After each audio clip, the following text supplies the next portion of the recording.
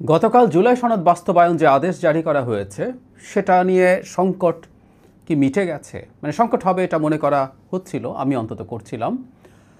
শেষ পর্যন্ত যেসব প্রতিক্রিয়া আমাদের সামনে এসছে তাতে মনে হয় সবাই এক ধরনের উইন উইন সিচুয়েশন মেনে নিয়েছেন বলে কেউ কেউ মনে করছেন। আমার কাছে তা মনে হয়নি। আমার কাছে মনে হয়েছে সংকটটা রয়েই গেল, এবং সেটা কেন রয়ে গেল আমি সেটা বলতে চাই। আমি আমার এই সংক্রান্ত ভিডিওতে বলছিলাম যে কোনো দলই আসলে সন্তোষ পূর্ণাঙ্গভাবে প্রকাশ করবে না। এই সনদ যে জায়গায় গেল, আমি আবারও বলছি স্পষ্টভাবে, এটা বিএনপির বিরুদ্ধে বেশ সিরিয়াসলি গেছে।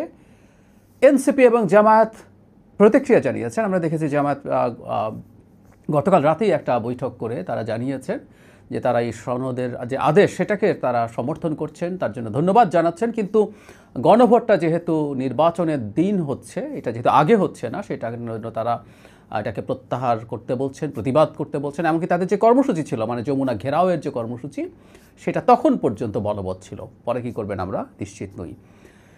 এনসিপিও একই, এই সনদ রাষ্ট্রপতি স্বাক্ষর কেন করেছেন আদেশে, এটা প্রধান উপদেষ্টা কেন করেনি তা নিয়ে অসন্তোষ জানিয়েছেন। বাকিগুলোতে সন্তোষ প্রকাশ করেছেন, অন্যান্য অনেকেই সন্তোষ প্রকাশ করেছেন। আমি বলেছিলাম জামায়াত এবং এনসিপি সন্তোষ প্রকাশ করবে, এটা আসলে তাদের পক্ষেই গেছে। আমি আবারও বলছি, এ দু দল এই যে গেমটা হলো, এই গেমের পার্ট ছিল, ফলে তারা কিছু প্রতিবাদ দেখাবেন। এটা প্রতিবাদের ভান, আসলে এটা করতেই হয়। আমি আবারও একটু ছোট্ট করে বলি, মানে কেন বলছি, তারা যা যা মেনে নিয়েছেন বলে মনে হয় সেটা আদতে কিছু মেনে নেওয়া না। খেয়াল করি, গণভোট নভেম্বরে হওয়া আর গণভোট যদি নির্বাচনের দিন হয়, তাতে গণভোটের যে কন্টেন্ট আছে তার কোনো গুণগত পরিবর্তন নেই। যেদিনই গণভোট করা হোক না কেন, সেটা আসলে এফেক্টিভনেস, এটাকে যে সংশোধনগুলো হবে এগুলো সাংবিধানিক সংশোধন রিলেটেড। সো এগুলো পরবর্তী সংসদ ছাড়া কোনোভাবে এটা করা সম্ভব না। সুতরাং আগে হোক বা নির্বাচনের দিন হোক, এটা লজিস্টিক্যাল কিছু ইস্যু ছাড়া আসলে কোনো ব্যাপারে। সুতরাং জামাতের যেটা কথা রাখা হয়নি বলে মনে হচ্ছে সেটা অর্থহীন আসলে। একইভাবে এটা এক ধরনের ইমোশনাল অ্যাপিল।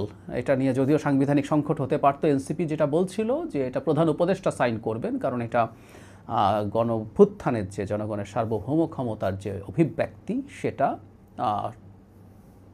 রাষ্ট্রপতি ধারণ করেন না, কারণ তিনি হাসিনার লোক।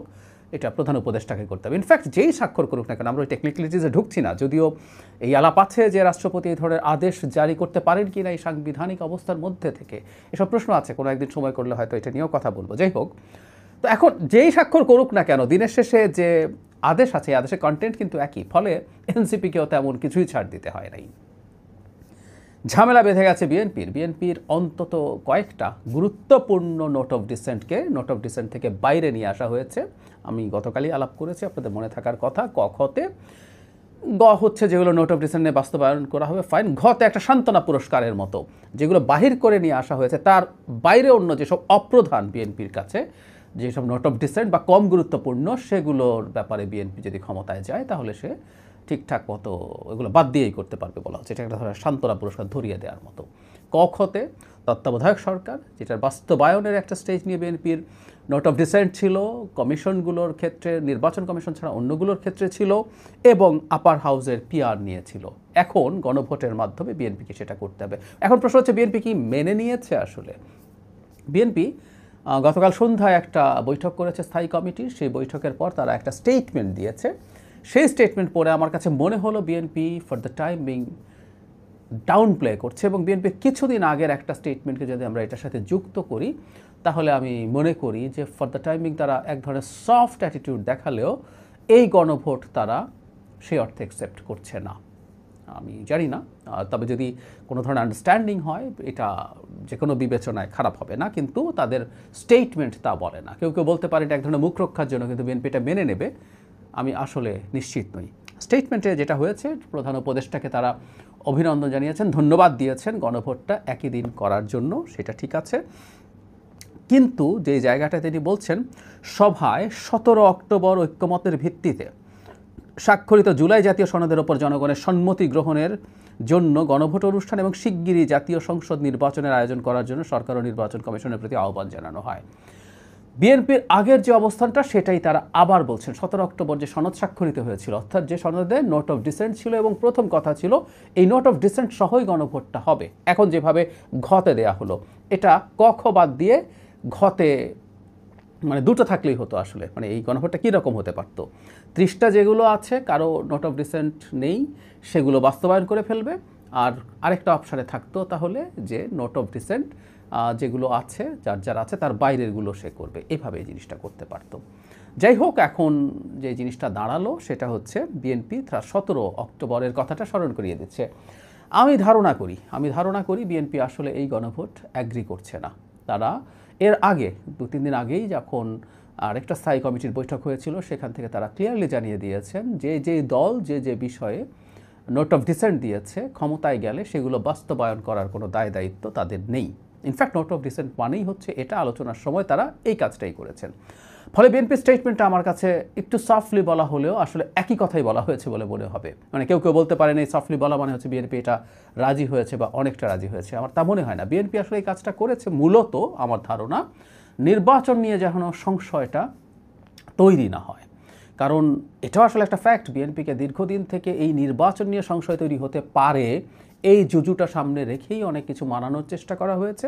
এবং সত্যিকার অর্থে বিএনপির জন্য এটা খুবই একটা নার্ভাসিং সিচুয়েশন যে সে যদি নির্বাচনটা আনসার্টেন হয়ে যায় কোনো না কোনো কারণে, সেটা তার জন্য বিপজ্জনক হয়ে উঠতে পারে। সেটা তার এক ধরনের বোধ হতে পারে।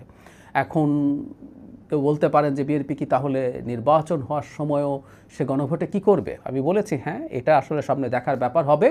বিএনপি গণভোটের ক্ষেত্রে যদি গণভোট সরকার তার মতোই করতে থাকে, চলতে থাকে, বিএনপিকে এটা হতে দেবে? হতে দিয়ে সে যেহেতু আগে ঘোষণা করেছে সেই ব্যাপারে গণভোটের ব্যাপারে তার অবস্থান পাল্টাবে সে পরে?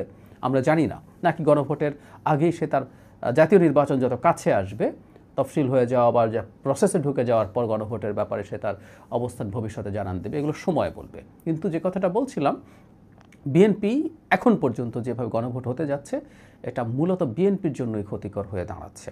আর যে দলটা ঘোষণা করেছিল যে তারা তাদের নোট অফ ডিসেন্ট বাস্তবায়ন করবে না এবং কখনো ইভেন নির্বাচনের পরও যদি তারা এই ব্যাপারে তাদের অবস্থানকে ওই জায়গায় নিয়ে যায় যে তারা তাদের নোট অফ ডিসেন্টের বাইরে কিছু করবে না, সেটার এক ধরনের নৈতিক শক্তি তাদের থাকবে। কারণ তারা যখন আলোচনা করছিলেন জাতীয় ঐক্যমত্য কমিশনে, তখনও তারা খুব স্পষ্টভাবে এটা বলেছিলেন। আমি বহুবার বলেছি, এটা নিয়ে তাদের প্রচুর সমালোচনা হয়েছে এবং তাদের দাবির অযৌক্তিকতা নিয়ে আমি নিজেও কথা বলেছি, কিন্তু তারা তাদের অবস্থানে শক্ত থেকেছে, সেটার সাথে লেগেছিল।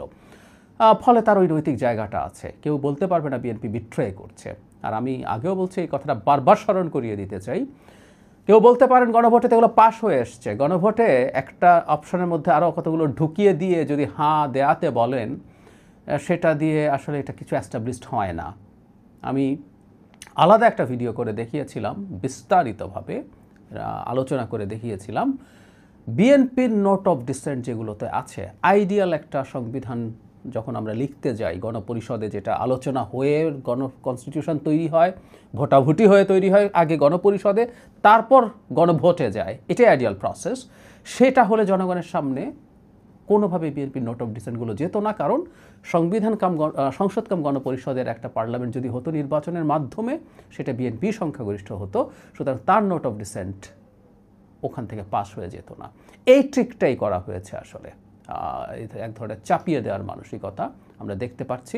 শেষ পর্যন্ত কী হবে নিশ্চিত নই, কিন্তু আমি বারবার এই কথাটা বলছি, আমাদের রাজনৈতিক যে কালচার, একটা গণতান্ত্রিক ভবিষ্যতের আমরা স্বপ্ন দেখছিলাম, যেখানে দলগুলো পরস্পরের প্রতি গণতান্ত্রিক আচরণ করবে, পরস্পরের প্রতি সহনশীল আচরণ করবে, সহাবস্থান করবে। সেই জায়গাটা কিছু রাজনৈতিক দল সরকার সহ খেলতে গিয়ে এটা একটা ঝুঁকি তৈরি করেছে এবং খুব বড় বিপদ তৈরি করছে। আমি ভবিষ্যতে নির্বাচনের পরবর্তী সময়ে রাজনৈতিক সংস্কৃতি এবং দলগুলোর মধ্যকার ভবিষ্যৎ ইন্টারাকশন নিয়ে আমি সত্যিই কিছুটা আশঙ্কা প্রকাশ করছি।